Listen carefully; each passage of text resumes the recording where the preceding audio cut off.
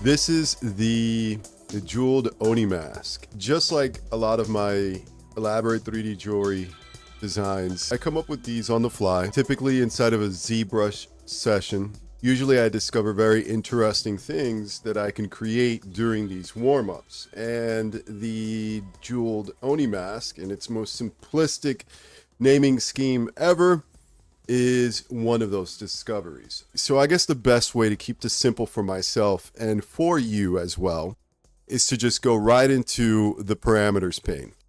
So I have the Oni Mask selected here, and in the parameters pane, you're going to see that I have some really cool quality of life dials that I've put in here, right? One of them here is scale head. As you can see, I have it already set to an appropriate size for Zodi, which is my character here. And, you know, this is great. This not only means that if your character has a huge head because it doesn't follow the appropriate human anatomy, proportions, or what have you, then, you know, you could go ahead and adjust it here. If your character has a smaller head, you can make it small. And also maybe there's just the hair itself, like whatever character you have may have hair that's kind of not working with that top area up there on the crown. Then, you know, you could kind of like adapt it and compensate for it here. Also, we have a really cool dial here. It says open mask. It does exactly that. Look how cool that is.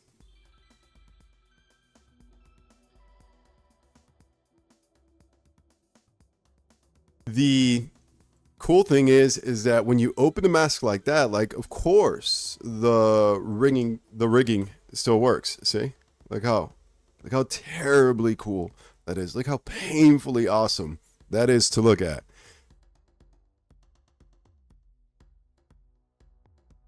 And on the other side as well.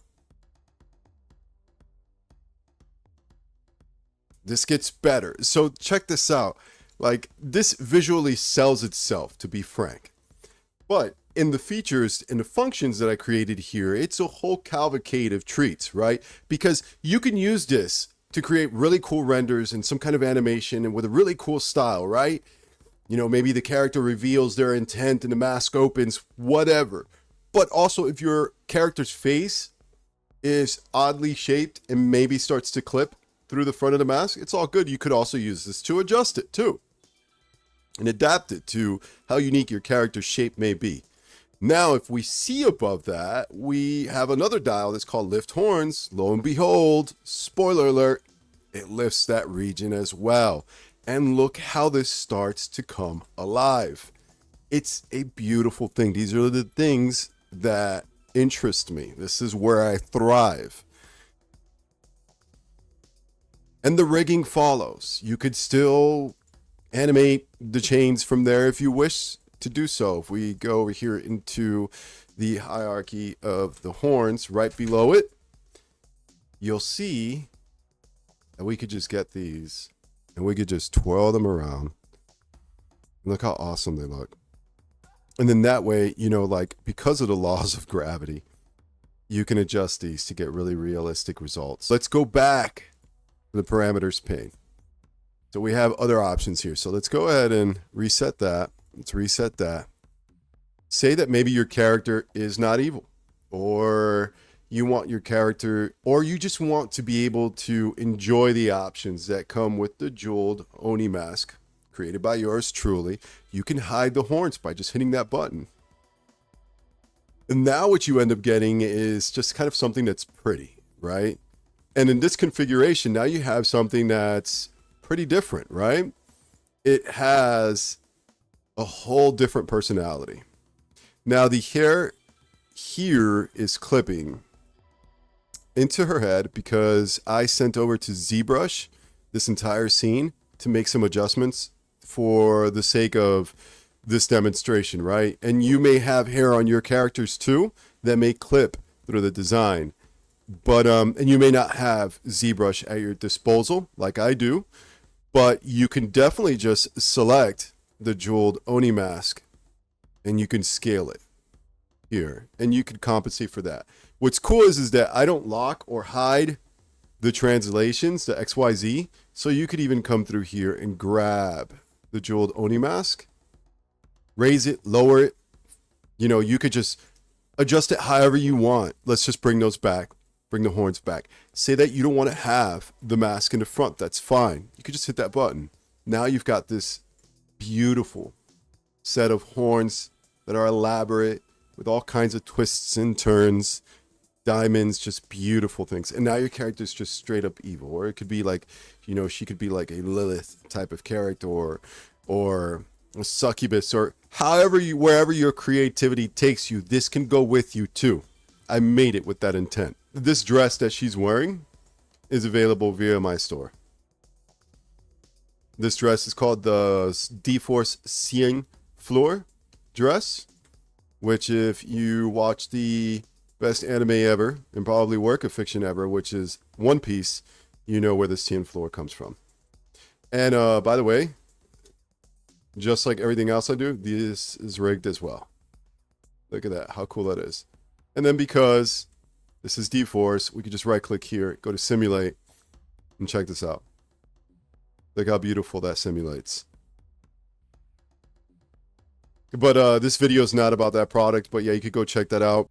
It has high poly baked details. Everything's UV mapped. The textile density is just consistent across the board.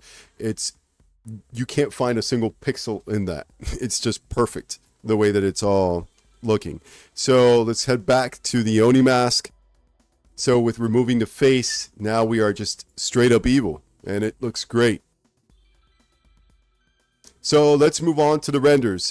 In terms of the renders, before I render this out so you could see what it looks like, everything here is UV mapped. So everything that you're looking at here is UV mapped, even though the Jeweled Oni Mask has no textures, because it's completely shaders based on that topic.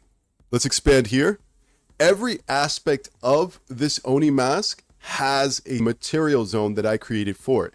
So the crown is that area up here, right? Which holds it in place, you know, which just gives us some logic as to how this is on her head, right? So let's go ahead and switch over to smooth, and let's remove her hair. See, it's held there by clips that I created. And those clips are 3D modeled beautifully too, in terms of they're not just there to explain how this is logically being held on to the head or how it's adorned on the character and not falling off, but also they have nice little details in them. You'll see in a moment when we render. So we go back to, let's grab this. Let's go back to surfaces, the crown. Now we have, the links that hold the crown to the rest of the jewelry set, the mask, are these right here. There's an inner and an outer to them. So the inner, you'll see in a moment, is really cool because it's like, I made it kind of like a gem, like a refractive type of surface. And then the outer portion is just like a chain, like it's metal, right? But you could just do what you want. And you could go in here and adjust these. There's so much with this version of the Oni mask, at least, you know, the parallax version or take of the Oni mask that is there to offer in terms of options, that it's so fun. It's fun for me to use, right? And I'm glad I get to have others use it too. And there's a surface for the crystals. So let's go ahead and zoom in here. Look how beautiful that is. And those these render beautifully as well. The crystals are also held by a holder, which is its metal area here, and that has its own matte zone. There's of course diamonds riddled all around the place. They're just sprinkled everywhere, peppered all across the mask. Beautiful. And there's a zone for the holders, right? The cases that hold those diamonds in place. The face matte zone is everything here in the front. The forehead would be the area that includes the horns, and then the horns by itself, you could adjust those separately too. There's a surface zone for just the regular links, which are these, you know, your common traditional type of shaped links. And then there's matte zones for the links, which are these here. They have an inner area that you could change to like kind of like a refractive surface. At least that's my advice. That's how it's going to ship. And then the outer area, which could be like a metal type of surface, kind of like in the same spirit as the ones up here. So you get all that as well. I made all that as well. It has all those options too. So let's head over to the renders. Boom. And let's turn that off. So this is the final render. Just take a moment and breathe it in. Absolutely beautiful. Let's move over to the next. This is an example as to what it looks like when the mask is open. My heart drops. This is what I live for. Here's a close-up.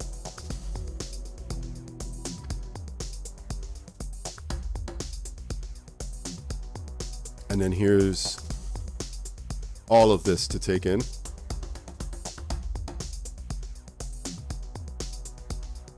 And then this is just like a screenshot of, well, I think we can move over. Okay, so this is a close-up. This is what the thumbnail is going to look like. The marketplace thumbnail, rather. And then this is a screenshot of my ZBrush interface, and this is what it looks like inside ZBrush. The purpose of this particular shot is to show you all of those different colors there, which in ZBrush, those are called polygroups. I'm a nerd for ZBrush, so polygroups is something I use in so many different ways to get so many different types of things done in terms of design, function, prep, all kinds of stuff. Like polygroups, best feature ever, but this video is not about that. But all of those colors there are representative of all of the UVs, because everything is UV mapped. And it does a very good job of showing you all the different components, all the different pieces, just how well detailed this is. Thank you for watching this video. I wanted to put it together to ensure that people would understand the different features and the different aspects that are driving the Jeweled Oni Mask created by yours truly, ParallaxCreates, so that you can get the most out of it. All right, later, peace.